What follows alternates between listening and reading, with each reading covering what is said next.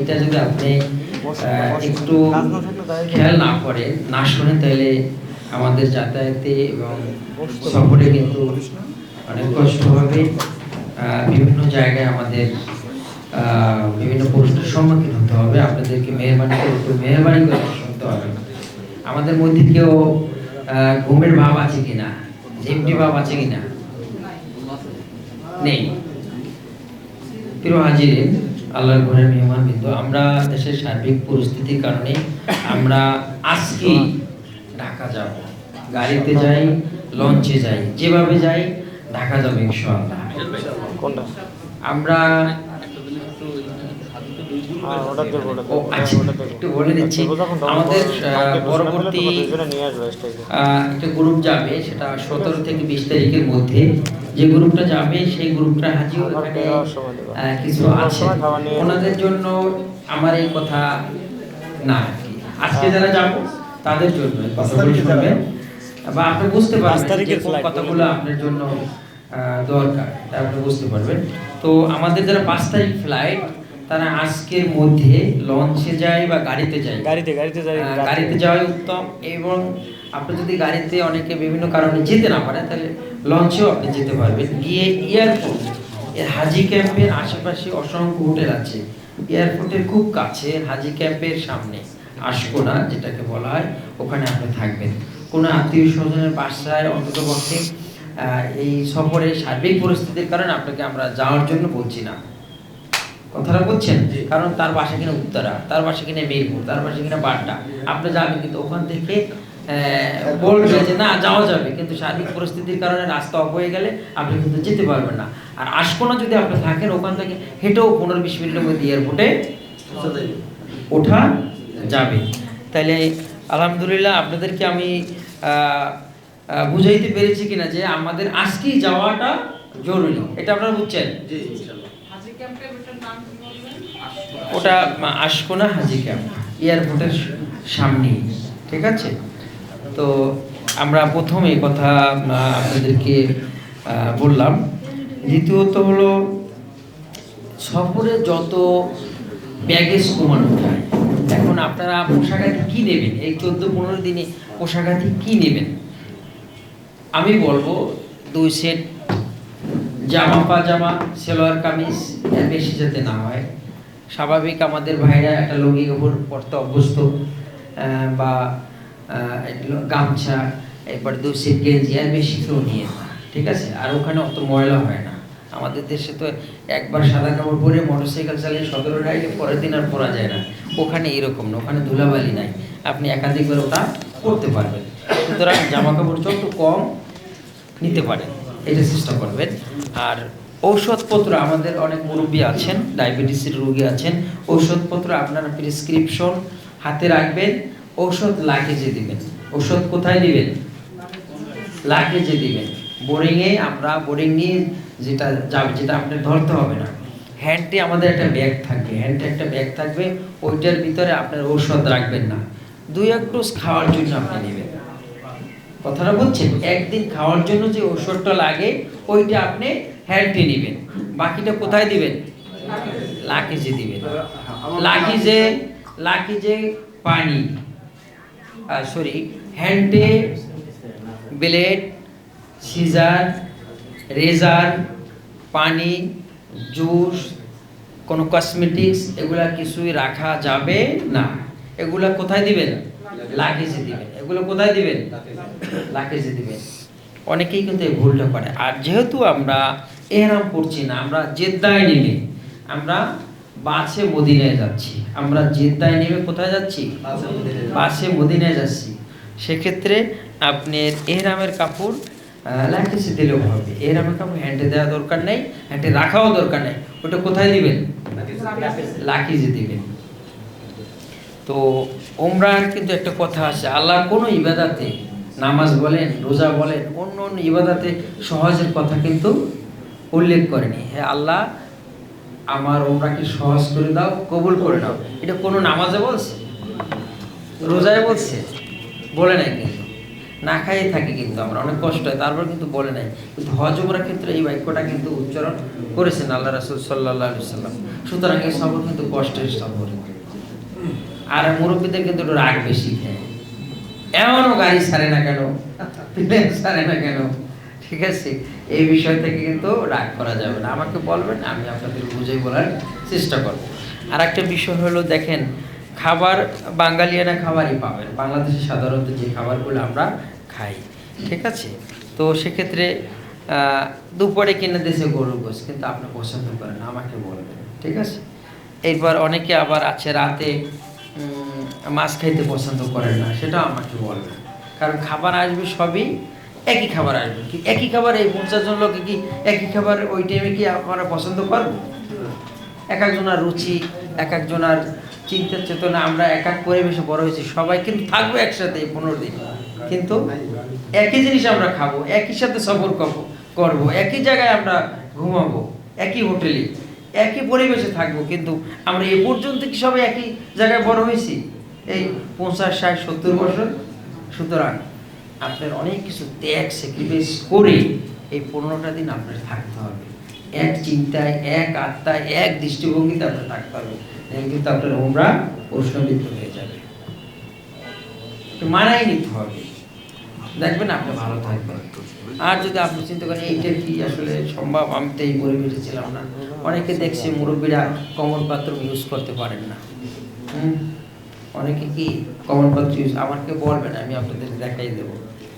এই বিষয়ে সকল বিষয় আপনাদের যদি একটু আনকমন লাগে আমাকে বলার চেষ্টা করবেন। এরপরে আমরা আমরা এয়ারপোর্টে আমরা থাকবো 1:30টার মধ্যে। কয়টার মধ্যে থাকবো? কয়টার মধ্যে?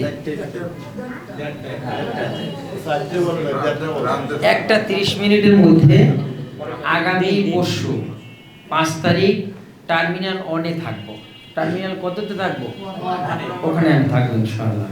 টার্মিনাল 1-এ 1:30 মধ্যে আপনি থাকবেন। আমাদের ফ্লাইট হলো কয়টায়? 5টায়। ইউজ বাংলা বিমানে আমরা সরাসরি কোথায় যাব? জেদ্দায় যাব। এই জেদ্দা যাওয়ার আগে আমাদের আরও কিছু কাজ আছে। আমরা শুরুতে এয়ারপোর্টে একসাথে, আপনারা দেখেন আমরা 1টায় টাইম দিচ্ছি না, 1টায়, অনেকে মনে করছেন এখান থেকে আমার বাসা যেহেতু কাছে তাহলে যাইতে 10 মিনিট সময় লাগবে, 20 মিনিট সময় লাগবে, কিন্তু আপনি নামার পরে দেখতেছেন বিশাল জাম, আপনি আপনার লাকেজ নিয়ে বের হইতেও পারছেন না, গাড়িও সামনে আগাচ্ছে না, কিন্তু আপনি কিন্তু 1টায় এখানে উপস্থিত হতে পারেন না। এসে কি বলবেন? রাস্তায় জ্যাম তো আসেই, এত ঢাকা শহরের প্রতিদিনের ঘটনা। আপনার জ্যাম হবে, সমস্যা হবে, ওইটা ধরে নিয়েই আপনি বাসা থেকে বের হইবেন। কথাটা বুঝছেন? আপনার কারণে যদি আপনি আসেন যদি 20 মিনিট লেটই, আমরা 41 জন লোক, আমরা 40 জন লোক যদি আপনার জন্য অপেক্ষা করি 10 মিনিট করি, তাহলে কত মিনিট হইল? 400 মিনিট আপনার আমার জীবন থেকে চলে গেল। এই 400 মানুষ, এই 40 জন মানুষ আপনার জন্য কি দোয়া করবে? রাগ করে। এটা রাখে একটা মানুষের জন্য কি, এটা কিন্তু আপনার বুঝতে হবে। আপনার জন্য অন্য কেন কষ্ট করবে, এই বিষয়গুলো খেয়াল রাখবেন। তো আরেকটা বিষয় হলো, আমি যেভাবে বলবো আনুগত্য কিন্তু করতে হবে। আপনারা অনেক বিষয় অনেক ভালো অভিজ্ঞতা আছেন, আমার অনেকে মুরব্বী একরাম আছেন, বাবার বয়সে আছেন, টিচার আছেন, যে মিজান বোঝা আমাদের পোলাপান মানুষ, আমাদের ছাত্র, আমরা কি কম বুঝি? অবশ্যই আপনি ভালো বুঝেন, কিন্তু এই কয়টা দিন কিন্তু আমার আনুগত্য আপনি করতে হবে। এইটা কি সুন্নাত, ওয়াজিব না ফরজ বলেন তো? হ্যাঁ, এটা কিন্তু ফরজ, এটা কোরআনেরই আয়াত, ঠিক আছে? এটা কিন্তু আপনাকে খেয়াল রাখতে হবে, এটা কিন্তু খেয়াল রাখতে হবে। যাই হোক, আমরা একসাথে আমরা কোথায় ঢুকবো? আমরা এয়ারপোর্টে ঢুকবো। ঢোকার পরে আমরা বোর্ডিংয়ে লাইনে দাঁড়িয়ে আমরা বোর্ডিং নিতে হবে, লাগেজগুলো দিয়ে আমাদের টিকিটের বোর্ডিং নিতে হবে, একটা টিকিট দিবে, ওইটা দেওয়ার পরে আমরা নেওয়ার পরে আমরা একসাথে আবার ইমিগ্রেশনে যাব। ইমিগ্রেশন একগুলো লাইন থাকে, আমি আপনাদের 5 জন 10 জন করে এক একটা লাইন দিয়ে দেব।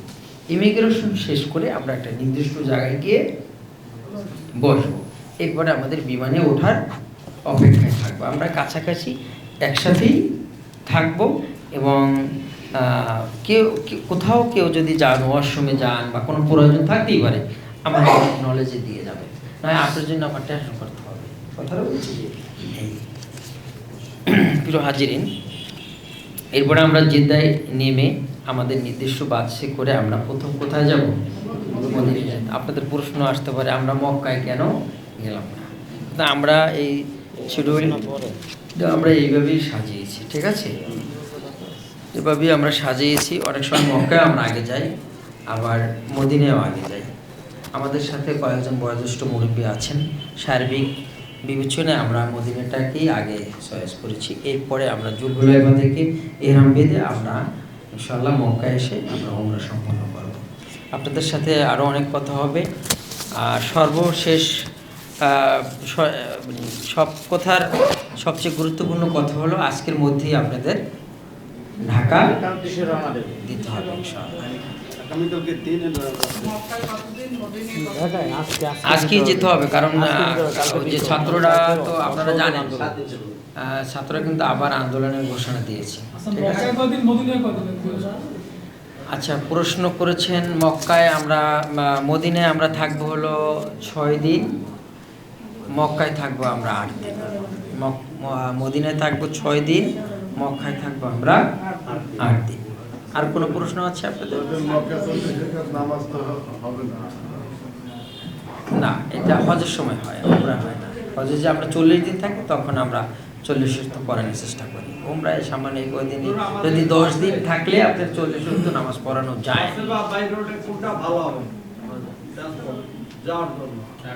ঢাকায় ঢাকায় আমার মনে হয় আজকে যদি যান তাহলে গাড়িতেই ভালো হবে। জি, আল্লাহ রাসূল যখন উমরা উদ্দেশ্যে মদিনা থেকে রওনা দিয়ে যে স্থানে ইহরাম বেঁধেছে জুলহুলাইফা, ওই জায়গায় আমরা ইহরাম বাঁধব। আসার ফ্লাইট হলো আমাদের 19 তারিখ। গাড়িতে যাবেন আপনি? লঞ্চে কালকে তো আন্দোলন, আপনার লঞ্চ থেকে বের হয়ে যদি যেতে না পারেন, আপনার উঠতে যদি দেরি হয় তখন কি করবেন? আমাদের হাজী সাহেবদের কোনো আরো প্রশ্ন আছে কিনা?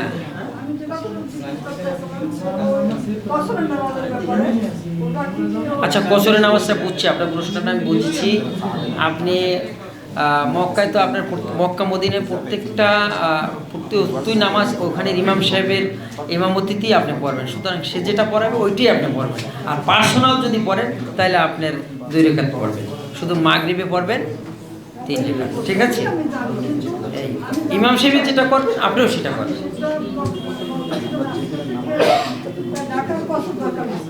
হ্যাঁ, ঢাকায় কসর করবেন, ঢাকায় কসর করবেন। আমি বাসা থেকে বের হওয়া থেকে একদম মক্কা পৌঁছা পর্যন্ত কসর আপনার। মক্কায় বসে ইমামের সাথে নামাজ পড়লে কসর হবে না। ইমাম ছাড়া যা পড়বেন আপনি বাসা থেকে বের হওয়ার পর সব কসর, সহজ হিসাব। বাসা থেকে বের হয়ে বাসায় পৌঁছা পর্যন্ত জামাত ছাড়া যত নামাজ পড়বেন সব কসর। এক কথায় উত্তর।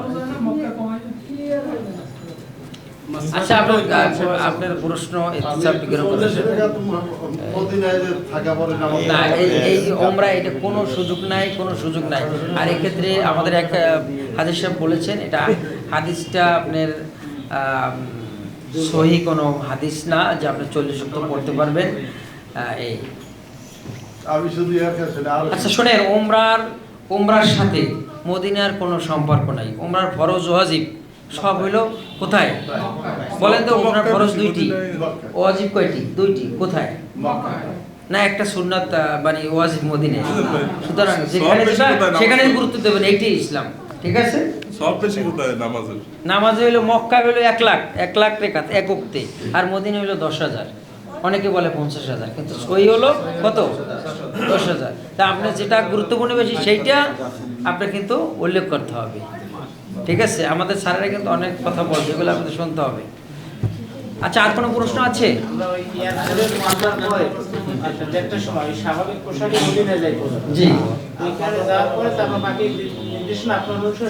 জি জি জি জি। আচ্ছা, আর কোনো প্রশ্ন আছে কিনা?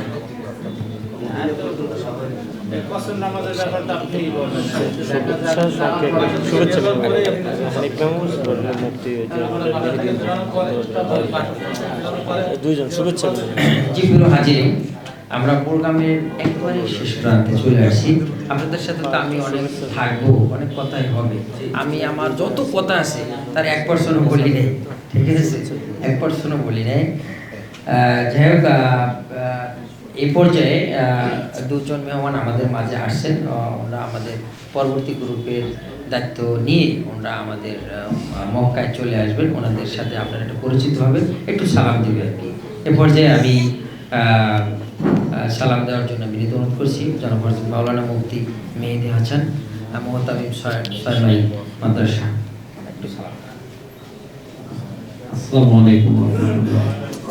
আমি আপনাদের সাথে ব্যক্তিগত এটা 20 তারিখের দিকে 20 তারিখ 18 থেকে 20 তারিখের মধ্যে ওই ফ্লাইটে আমি থাকবো ইনশাআল্লাহ আপনাদের সাথে।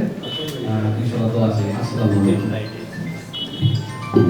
জি ধন্যবাদ। প্রিয় হাজিরিন, আমি আরও একজন সম্মানিত মেহমান জনাব মাওলানা আবু হানিফ মামা, ওনাকে সালাম দেওয়ার জন্য আমি বিনীত অনুরোধ করছি। বৃষ্টির কারণে লেটে আসছে। আসসালামু আলাইকুম ওয়া রাহমাতুল্লাহি ওয়া বারাকাতুহু। আমার দেশের ঠিকানা হচ্ছে বালিরপাড়া, বালিরপাড়া পাইশিনান কচুয়াপাড়া। আমি এই মামার সাথে তৃতীয় সফরে আমরা এক হচ্ছি। আমাদের অনেক কাজী ভাইরা আছেন।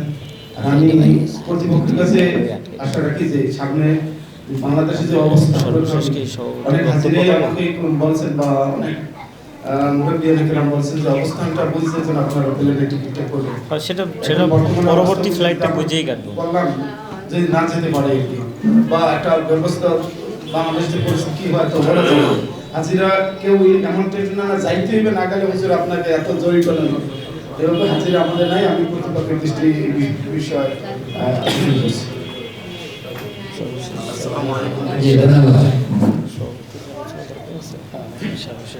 আমার একটা প্রশ্ন আছে। আমি কিন্তু দ্বিতীয় হজের জন্য প্রস্তুত, কিন্তু আমার মোয়াল্লেম আবু হানিফ যদি আমাকে যেদিন নিয়ে যাবেন সেদিনই যাবো। ওকে ওকে আলহামদুলিল্লাহ। এটা তো আসলে সার্বিক পরিস্থিতির উপরে ডিপেন্ড করে আমরা কিন্তু একটা ডেট ঘোষণা করছি দ্বিতীয় প্যাকেজে 17 থেকে 20। যদি 2 দিন আগানো লাগে বা 3 দিন আগানো লাগে সার্বিক পরিস্থিতির কারণে আমরা সেটা করব ইনশাআল্লাহ। কারণ অনেক এজেন্সি এই টিকিটের কারণে লক্ষ লক্ষ টাকা খরচা দিতে হয়েছে, ঠিক আছে। এই তো আমরা এই বিষয়ে একটু খেয়াল রাখবো ইনশাআল্লাহ। আর জি সম্মানিত উপস্থিতি, আমরা আমাদের মা বোনদেরকে আমরা আমাদের কোম্পানির পক্ষ থেকে হিসাব দিচ্ছি। একটা ব্যাগ দেন, আমি কি কি দিচ্ছি একটু দেখাই দিই।